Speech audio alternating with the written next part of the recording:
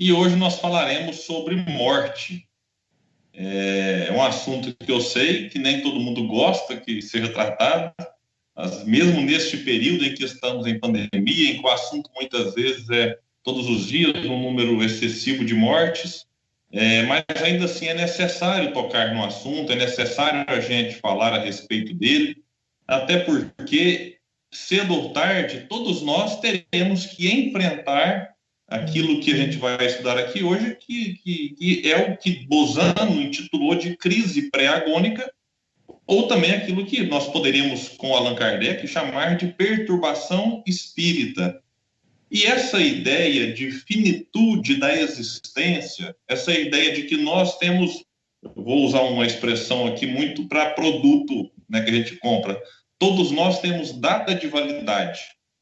Não só nós, mas aqueles que amamos também. Então, se para alguns esse tema parece um pouco pesado, às vezes um tema desagradável, eu acho que é importante, vez ou outra, a gente abordar, até para valorizar mais os momentos que temos, para entender que a gente pode, daqui a pouco, não estar mais encarnado, ou aqueles que amamos podem, daqui a pouco, não estarem mais encarnados.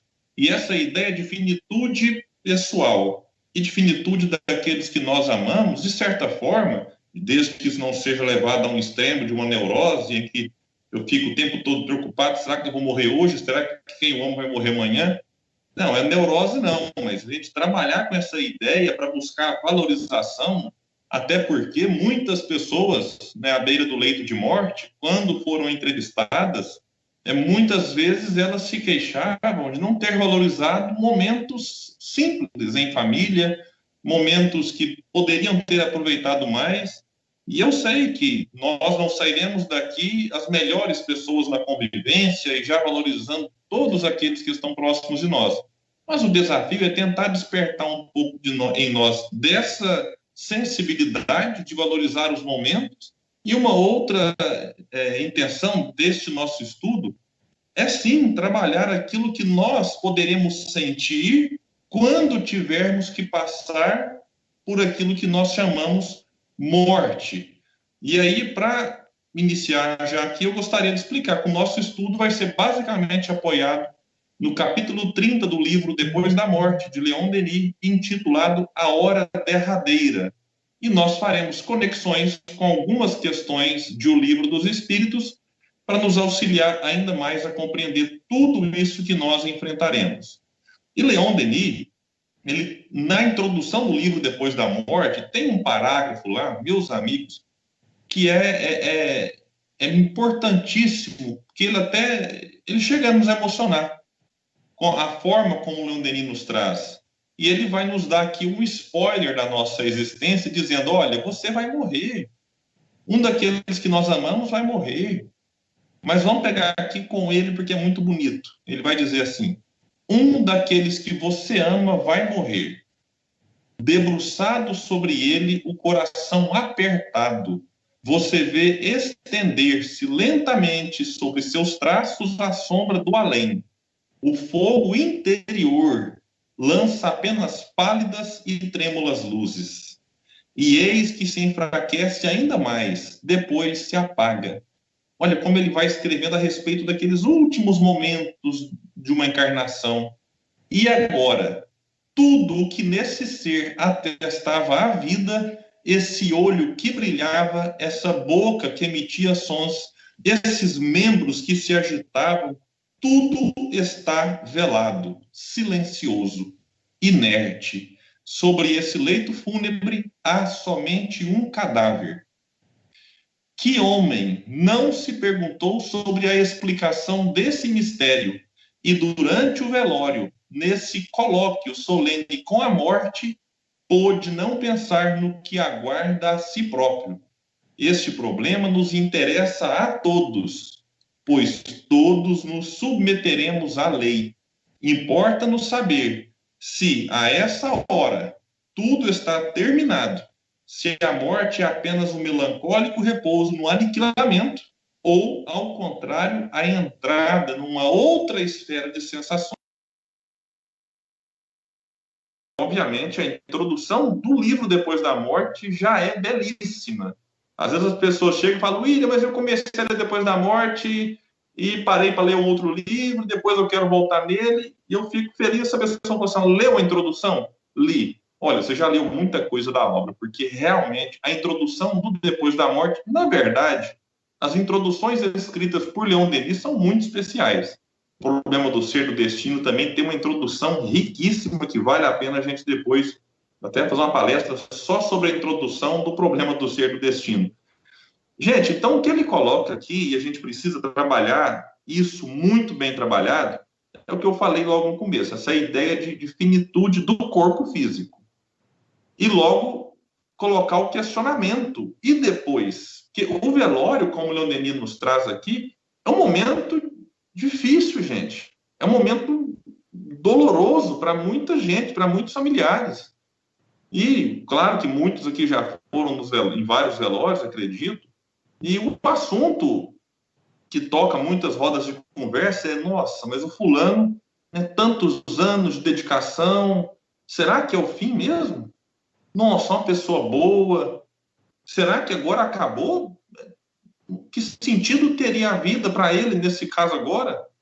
E muitas pessoas, diante dessa ideia de finitude da existência como um todo, e não só do corpo, como o fim da vida mesmo, elas chegam a cogitar assim, poxa, não valeu a pena ser bom. Porque olha para você ver, ajudou todo mundo, às vezes não ficou rico porque trabalhou de maneira honesta, ou porque realmente não teve oportunidade, não teve como ser rico, porque às vezes a pessoa fica rica sendo honesta. Mas a pessoa às vezes desvaloriza aquele que age de maneira correta na vida e valoriza aquele que agiu de maneira equivocada.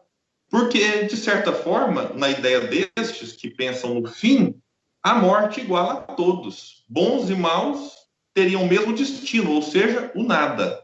E aí, como Sócrates disse na sua época, isso seria um prêmio para os perversos, né? Porque teriam aniquiladas todas as suas faltas, se a morte fosse, de fato, o fim da vida.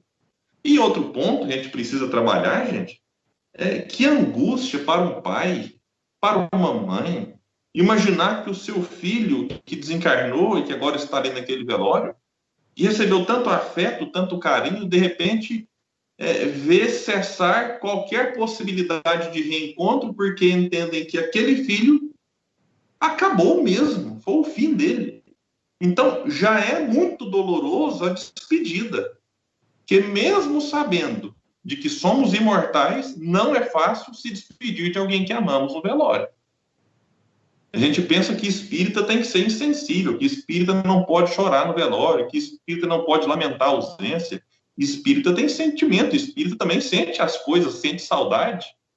O que o espiritismo nos recomenda é não ter o desespero, a revolta, querer sair revoltado por aí, às vezes tentando fazer justiça com as próprias mãos, se eventualmente o nosso familiar foi vítima de uma injustiça.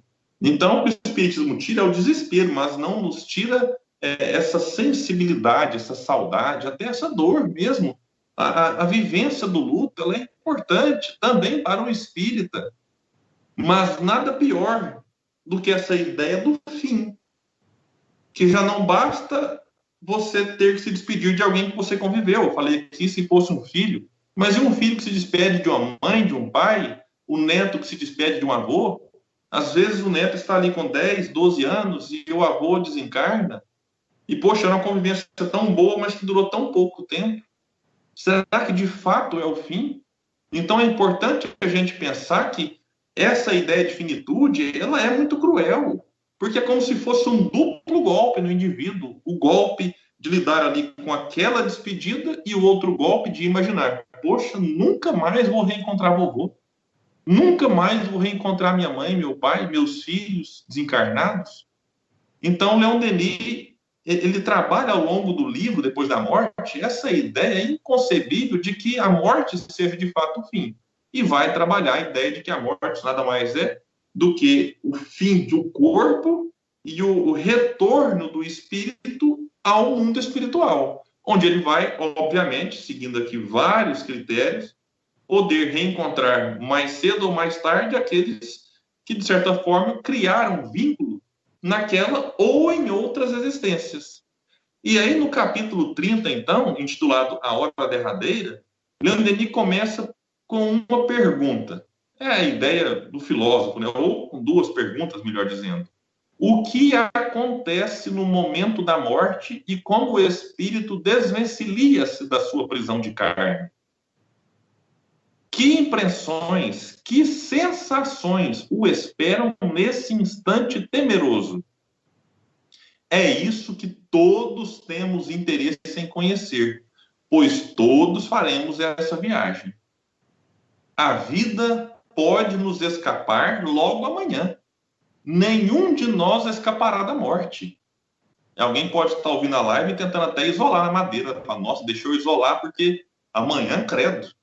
A gente tem um instinto de conservação, faz parte da lei. A gente querer desencarnar sempre mais velho, sempre para frente, sempre, obviamente, prorrogando esse momento da despedida. E a gente não quer que os nossos familiares também partam logo. A gente quer ficar o máximo junto. Isso é importante. Ter essa ideia de permanência, mesmo na impermanência da vida, é bacana. Mas, gente, a gente tem que ser realista. Não dá para ter certeza de quando é que a gente vai. Pode ser amanhã? Pode. Pode ser daqui a um mês, pode ser daqui 20 anos, daqui 30 anos. Então, a gente tem que trabalhar essa ideia de não ficar postergando, inclusive, as reflexões importantes e o estudo, o aprendizado. Então, é disso que nós falaremos nesta live também. Daquilo que o Leon Denis vai chamar aqui agora, nesse instante, né? Em que antecede a morte e logo que o sucede, logo que a sucede. Nós não falaremos aqui hoje dos detalhes da vida no mundo espiritual, até porque nós temos 35 minutos e não daria tempo de falar de vida no mundo espiritual, e isso por si só demandaria várias lives. Então, nosso foco aqui hoje vai ser analisar as sensações dos espíritos neste período de quase morte, logo que ele ultrapassa a morte. E o próprio Denis vai nos dizer, antes de prosseguir, eu esqueci de pedir algo que eu sempre peço no começo, que é o compartilhamento da live. Então, quem está no Facebook, puder compartilhar nos grupos, ou na sua própria linha do tempo, criando sala de vídeo. E quem está no YouTube, você pode deixar o like, é importante, né, para o próprio canal. E quem não se inscreveu, porque às vezes o convite chega num grupo do WhatsApp, a pessoa vai lá para o YouTube e não se inscreve. E é bacana se inscrever e mais, ativar o sininho, porque sempre que novos vídeos forem postados, você recebe notificação no seu telefone. Então, é uma forma de ajudar na divulgação da doutrina espírita. Então, Leon Denis vai dizer que as sensações que precedem e que se seguem à morte são infinitamente variadas e dependem, sobretudo, do caráter, dos méritos, da elevação moral do espírito que deixa a Terra. Caráter, mérito e elevação moral. Quando ele fala que essas sensações são infinitamente variadas, é simples. Não existe uma morte igual à outra. Cada morte é única. Por quê, William? Porque nós somos únicos. Olha, Deus é tão perfeito que não existe um outro ser igual a mim. Não existe outro William. Eu sei que muita gente está falando graças a Deus, né? Deus é pai mesmo. Alguns podem lamentar. Eu espero que minha esposa, minha mãe, meus filhos, meu pai lamentem, né? O fato de não ter mais outro William. Mas nós somos únicos. Não existe outra pessoa com a mesma história que a minha. Outro motivo pelo qual cada morte é única. Nós somos únicos com histórias únicas. E aí, mesmo que duas pessoas morram no mesmo local, das mesmas causas, na mesma idade, então você pode pegar local da morte, hospital, causa, Covid, idade, a mesma idade. Aí alguém pode pensar, então nesse caso, as sensações que precedem e que se seguem à morte serão iguais? Não, porque cada um deles tem uma história. Então, neste momento em que milhares de pessoas já morreram e a gente vive um momento de pandemia a nível mundial, é importante observar que no Brasil, por exemplo, estamos numa média de mais de 1.000 mortes por dia já há um bom tempo. Mas desses 1.000, cada um tem uma história. E olha, o que eu vou falar aqui é importante. a história que nós construímos durante a pandemia vai ser importante. Quando eu falo importante, não é no sentido bom ou ruim, é importante para os dois aspectos, para como é que nós chegaremos do outro lado. Porque a gente pensa assim, morreu de Covid, então vai ter o mesmo destino. Não vai. Se a pessoa se protegeu e ainda assim foi contaminada, essa pessoa, ela não pode ser, de certa forma, responsabilizada por negligência. Como aqueles, por exemplo, que ignoram as medidas recomendadas pela OMS, pela ciência, e circulam por aí sem máscara, que provocam ou participam de aglomerações. Então, as pessoas que negligenciam as recomendações da ciência, e quem diz isso não sou eu, Kardec, na Revista Espírita, num artigo intitulado A Cólera, ele fala, né, daqueles que desobedecem às recomendações sanitárias, eles são responsabilizados se eventualmente se tornam vítimas, né, da sua própria irresponsabilidade. Então, aqueles que, por exemplo, estão na chamada linha de frente, os médicos, os enfermeiros, o pessoal da limpeza nos hospitais, caixa, supermercado, enfim, as muitas profissões que precisam trabalhar seguindo os cuidados, e mesmo que sejam infectados, porque é possível, e a gente vê um número alto de pessoas na área da saúde que merecem a nossa solidariedade, essas pessoas, elas desencarnam, a gente pode dizer, em missão. Estavam ali cumprindo a sua tarefa, então elas não têm a mesma responsabilidade daqueles que eventualmente, repito, negligenciam. Então, Leon Denis vai nos dizer agora de que para uns este período, esta passagem, será agradável, para outros nem tanto. Diz ele, dolorosa, cheia de angústia para uns, a morte é, para outros, apenas um sono suave, seguido de um despertar agradável. Olha, interessante. Agora eu vou trabalhar a ideia de como é que a gente faz, então, para ter uma morte, digamos, um despertar agradável. A gente vai trabalhar um pouco disso mais para frente. O desprendimento é rápido, diz Leon Denis. A passagem é fácil para aquele que cumpriu seus deveres. Olha, cumpriu seus deveres. Desvencilhou-se previamente das coisas desse mundo e aspira aos bens espirituais. Então, olha, não é aquele que conquistou os bens espirituais, mas aquele que aspira, aquele que corre atrás, aquele que está disposto a adquirir aí os bens espirituais. Há, ao contrário, luta, agonia prolongada no espírito apegado à terra, que só conheceu os prazeres materiais e negligenciou preparar-se para a partida. Interessante que a pessoa extremamente apegada aos prazeres materiais, ou aquela que negligencia, não, mais para frente eu preocupo com morte, não quero entender o que isso significa, eu não quero praticar o bem. Então, esses que vão empurrando aí para frente, podem depois enfrentar sérios problemas. E quando fala aqui de prazeres, né, apegado aqui aos prazeres da terra, ou quando fala aqui em desvencilhar-se previamente das coisas desse mundo, eu me recordei de uma fala de Dalai Lama bem interessante, quando ele diz assim: os homens perdem a saúde para juntar dinheiro, depois perdem o dinheiro para recuperar a saúde. E por pensarem ansiosamente no futuro, esquecem do presente, de forma que acabam por não viver nem no presente, nem no futuro. E vivem como se nunca fossem morrer. E morrem como se nunca tivessem vivido. É interessante essa fala do Dalai Lama. Agora, se há uma diferença aqui, para uns um sono agradável, para outros nós poderíamos dizer quase que um pesadelo, há algo que todos nós experimentaremos, que é a chamada perturbação espírita.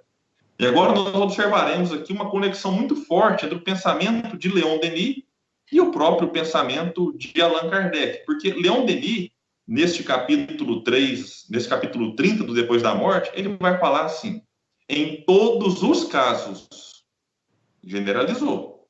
Entretanto, a separação da alma e do corpo é seguida de um tempo de perturbação. Fugitivo, ou seja, breve, para o espírito justo e bom, que desperta logo, para todos os esplendores da vida celeste.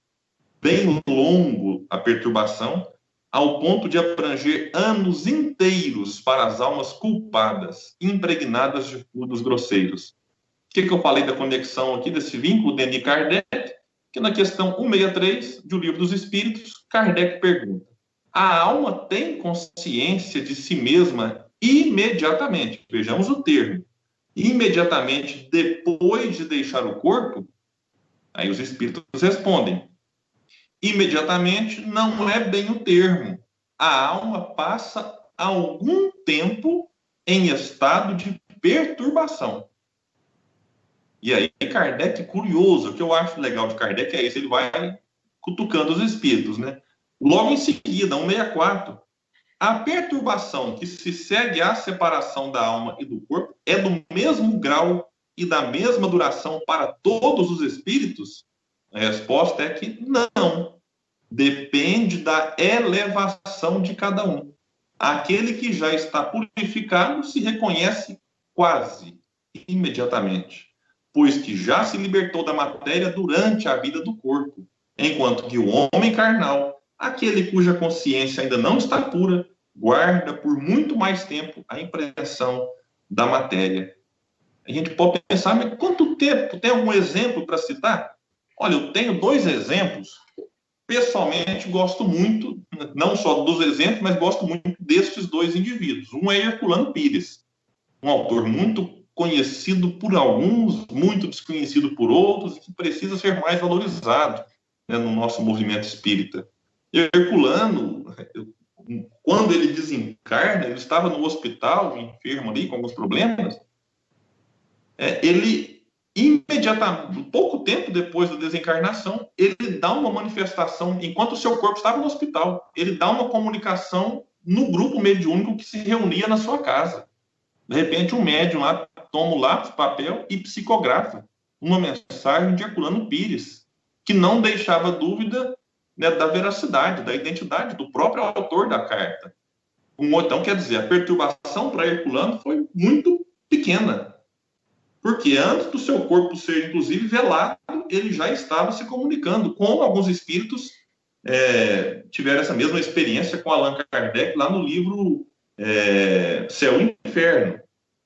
E o outro que eu gosto muito é Caibar Schutel. O Caibar, na verdade, eu tenho até uma certa inveja dele, porque ele conseguiu algo que eu acho que é o sonho de todo palestrante espírita. Depois, quem quiser comentar aqui embaixo, me diga se não tem esse sonhozinho, que é fazer palestra no próprio velório. Veja isso. Caibar Schutel, na sua casa ainda, enquanto se faziam os preparativos, Caibar Schutel foi lá, viu um médium amigo seu chamado Urbano. Urbano vê Caibar se aproximando, mas não é possível, que já está aqui. E aí Caibar pede a palavra e o médium ficou um pouco reticente, falou: Caibar, mas não é o momento e tal. Na casa dele, o Caibar, então, faz ali algumas considerações a respeito da sua desencarnação, e no velório, que foi feito, não me falha a memória, na Câmara Municipal da cidade de Matão, porque Caibar foi o primeiro prefeito daquela cidade, Caibar, então, presta uma homenagem ao seu corpo físico, agradecendo-o por ser um instrumento de evolução e de progresso. Então, vejam como que a perturbação para esses 2 foi muito pequena. E aí, a gente vai continuar aqui com Leon Denis, quando ele vai dizer que entre estas, né, já que há outras que demoram muito, muitas creem viver a vida corporal muito tempo depois da morte. O perispírito não é senão um segundo corpo carnal aos seus olhos, submetido aos mesmos hábitos, às vezes às mesmas sensações físicas que durante a vida. A gente já viu isso em muitos filmes espíritas que já rodaram por aí. É que o indivíduo, ele está ali, ele se acha, ele olha e vê o próprio corpo, porque o perispírito traz a forma que ele tinha na última existência, e ele se acha, de certa forma, vivo no sentido de estar encarnado. E aí ele tenta manter os mesmos hábitos, ele sente as mesmas sensações, às vezes, de quando estava, de fato, encarnado. Então, esses indivíduos, eles, às vezes, dão até um certo trabalho, e vão se comunicar em muitas reuniões mediúnicas, porque não sabem que estão desencarnados. A gente também não pode Logo, você já morreu, né? Dá um jeito de ver logo, você está morto. Então ele vai, brincadeiras à parte, vai desencarnar de novo. Então é preciso ter muito cuidado, muita caridade. Que a gente pensa que caridade só se tem com os encarnados, e caridade também se deve ter no trato com os desencarnados, inclusive com relação a esses que estão ali vivendo um momento ainda de inconsciência da morte do corpo físico e a inconsciência de que agora são espíritos, entre aspas, livres. Eu digo entre aspas porque cada um deles terá que também arcar ali com as consequências boas ou ruins daquilo que fizeram enquanto estavam encarnados. E a gente vai tratar aqui agora de algumas categorias, né, espíritos inferiores. Agora, como é que de certa forma, cada tipo de espírito, cada grupo daqueles que viveram experiências similares enquanto encarnados, como é que eles vão encarar esse momento? Então, Leon Denis vai explicar no capítulo 30 ainda, dizer que outros espíritos de ordem inferior encontram-se mergulhados numa noite escura, num isolamento completo no meio de trevas profundas.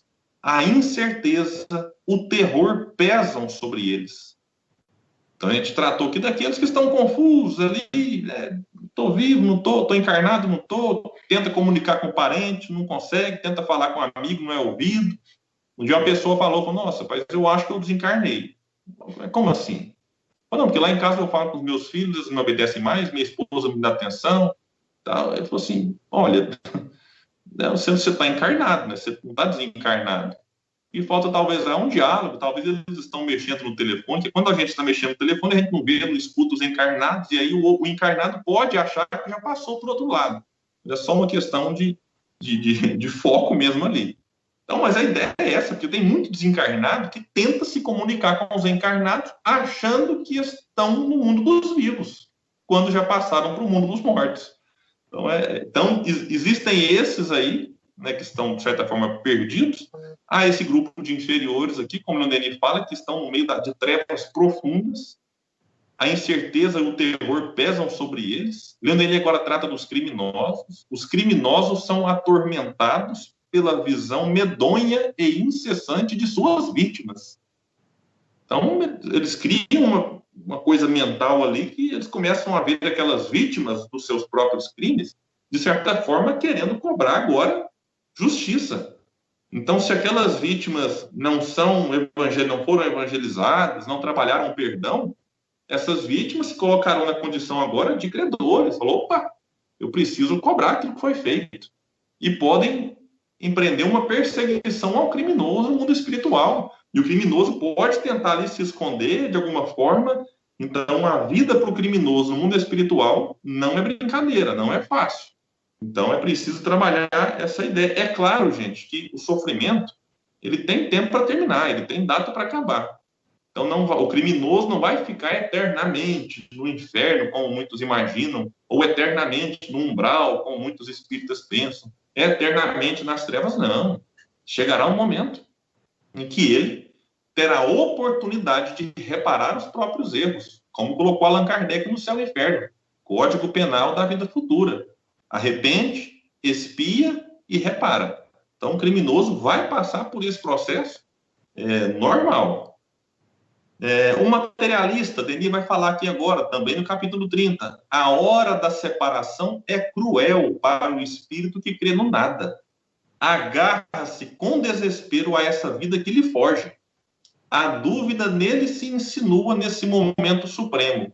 Vê um mundo terrível abrir-se como um abismo e gostaria de retardar um instante de sua queda. Daí, uma luta terrível entre a matéria que se escapa e a alma que se aferra em reter esse corpo miserável. Então, isso aqui é um pouco lógico. Por quê? O que é o materialista? O materialista é aquele que não acredita em nada além da matéria.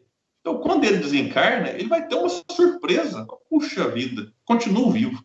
Só que ele vai tentar negar. Hoje, a gente vai imaginar que se ele ficou ali 70 anos com aquela ideia de que a morte é o fim, de que se o cérebro para de funcionar, não existe mais vida em lugar nenhum. Então, ele parte, não vai ser assim, 70 anos acreditando na matéria total e agora desencarna em 10 segundos, eu vou tornar um ser espiritualizado? Não. Ele vai precisar de um tempo para compreender que ele também continua vivo. É claro que há atenuantes. Se foi um materialista bondoso, generoso, caridoso, no seu mais amplo sentido da palavra, ele logo vai ser auxiliado, ele vai receber aqui as benesses do amparo espiritual. Então, é necessário colocar aqui alguns agravantes e atenuantes, né? A morte para o justo, pacífica, resignada, alegre mesmo, é a morte do justo. É a partida da alma que, tendo muito lutado e sofrido nesse mundo, deixa a terra, confiante no futuro. Para ela, a morte não é senão a libertação, o fim das provas. Os laços enfraquecidos que a unem à matéria desligam-se suavemente. Sua perturbação, lembra? Todos passarão? Sua perturbação é apenas um torpor semelhante ao sono. Então é bem interessante esse ponto e é aquilo que a gente deve almejar. Agora, a grande realidade é que muitos de nós, se já não somos criminosos no sentido mais forte da palavra, daqueles que, opa, hoje eu quero cometer crime. A gente comete crimes ao longo do dia, crimes de maledicência, às vezes aquelas corrupçõezinhas disfarçadas. Enfim, a gente não é santo ainda. Mas também a gente não comete o mal por prazer. Daquelas pessoas que matam porque tem prazer por matar, daquelas pessoas que contaminam os outros com Covid, que tem pessoa que é assim, tem pessoa que não quer usar máscara, que não quer respeitar as orientações da ciência, porque parece que tem prazer em ser do contra. Falou, eu não gosto de seguir regra, eu gosto de ser livre, eu quero seguir a minha vida como eu gosto. Então, aqueles que já se dispuseram a fazer um pouco mais pelo mundo, um pouco mais pelos outros, respeitando, né, o momento grave que vivemos, então, de certa forma, muitos de nós, nos encaixamos desses que não fazem muito mal, mas também não fazem muito bem. Então, o Leon Denis vai trazer um recado em relação a esses. Né? Talvez nós nos enquadramos, talvez muitos não, talvez muitos aqui já estão no nível de fazer muito mais o bem do que o mal. Diz Leon Denis, a entrada na outra vida causa impressões tão variadas quanto a situação moral dos espíritos. Aqueles, e ele diz, e o número é grande, cuja existência se desenvolve indecisa, sem faltas graves, nem méritos notáveis, encontram-se mergulhados, primeiro num estado de torpor, num abatimento profundo. Depois, um choque vem sacudir seu ser. O espírito sai lentamente do seu invólucro, recupera sua liberdade, mas hesitando, tímido, não ousa usá-la ainda e permanece preso pelo temor e o hábito aos lugares onde viveu. Continua a sofrer e a chorar com aqueles que partilharam da sua vida. O tempo corre para ele sem que o perceba. Com o tempo, outros espíritos o assistem com seus conselhos, ajudam-no a dissipar sua perturbação, a libertar-se das últimas correntes terrestres e a elevar-se para meios menos obscuros. Quanto tempo isso leva, William? Não faço a mínima ideia. Depende de cada um. E aqui ele vai tratar de outros grupos, já me caminhando para o encerramento. Em geral, o desprendimento da alma é menos penoso em consequência de uma longa doença, tendo esta por efeito desatar, pouco a pouco, os laços carnais. Então, aquela ideia que a gente olha assim, a pessoa está ali internada 20 dias e fala, nossa, coitada, está sofrendo muito, né? Talvez aquele momento é importante para que ela já vá se desvencilhando dos laços que ainda prendem a matéria. É importante a gente trabalhar, que talvez aqueles dias são fundamentais. Por isso a ideia da eutanásia é condenável. Que a eutanásia talvez pode abreviar um período que seria importante para aquele espírito. Então, a eutanásia é um chamado suicídio assistido, chamado até de morte boa para muitos. A eutanásia é contra os princípios de valorização à própria vida. Até porque quem não garante que o indivíduo pode, né, faltando ali alguns minutos, recuperar a própria existência, como muitos casos de EQM, as experiências de quase morte. Leon Denis vem trabalhar agora a ideia das mortes súbitas, mortes violentas, que sobrevêm quando a vida orgânica está na sua plenitude, produzem uma dilaceração dolorosa sobre a alma, lançando numa perturbação prolongada. É claro que aqui também há atenuantes. Se o indivíduo foi bom, foi generoso, e de repente dá um infarto e tem uma morte súbita, ele não vai ser punido por conta do gênero. Ele vai ter uma perturbação porque ele estava ativo e de repente vê o seu corpo tombar. Ele vai ficar confuso um período. Todo mundo vai ficar confuso. Uns mais, outros menos. Mas se ele for uma pessoa boa, se ele praticou bem, se ele tinha consciência da própria vida, rapidamente ele vai compreender o que aconteceu e pode ser que ele avance de maneira bem rápida. Os suicidas são presas dessas sensações horríveis. Eles experimentam durante anos as angústias da hora derradeira e reconhecem com pavor que apenas trocaram seus sofrimentos terrestres por outros mais vivos ainda. Allan Kardec vai trabalhar a ideia do suicídio. Todos passam pelo desapontamento. Imaginavam acabar com um problema e, de repente, se vê diante de um maior ainda. Também há atenuantes e agravantes no suicídio. Então, a nossa ideia aqui não é dizer que todo suicida vai ficar tanto tempo sofrendo as consequências, não. Há inúmeras questões, o Livro dos Espíritos fala disso, que pode, inclusive, atenuar algumas questões e agravar outras, dependendo aí de cada caso. E, para fechar, alguém pode estar se perguntando, conhecer o Espiritismo ajuda? E eu vou buscar lá na questão 165 de O Livro dos Espíritos, quando Allan Kardec pergunta isso. O conhecimento do Espiritismo exerce alguma influência sobre a duração mais ou menos longa da perturbação? E a resposta dos Espíritos foi: influência muito grande, porque o Espírito já antecipadamente compreendia a sua situação. Olha, meus amigos, cá entre nós, o espírita não precisa desencarnar para saber que continua vivo. O espírita já sabe que isso é um fato. E não sabe porque ele acha que continua. É porque os espíritos chamados mortos deram inúmeras provas desde todos os tempos, mas que foi com a doutrina espírita que essas provas foram organizadas e para nós não restam dúvidas de que a vida continua após aquilo que nós chamamos morte. Mas os espíritos não param por ali. Opa, não basta conhecer o espiritismo, mas a prática do bem e a consciência pura são o que maior influência exercem. Então, meus amigos, talvez a pessoa nem espírita mas ela pratica o bem e tem a consciência pura. Ela será influenciada de maneira mais positiva do que se nós, espíritas, não praticarmos o bem. Está vendo o detalhe que às vezes o rótulo religioso, eu sou espírita, eu sou católico, eu sou evangélico, eu sou budista. Isso, meus amigos, se a gente não se comporta como um bom espírita, como um bom católico, um bom evangélico, esse rótulo, ele não vai adiantar muita coisa, não. Como diria Jesus, Não basta dizer Senhor, Senhor para entrar no reino dos céus. É preciso fazer a vontade do meu Pai. Bom, meus amigos, então, o que a gente tinha para hoje era isso.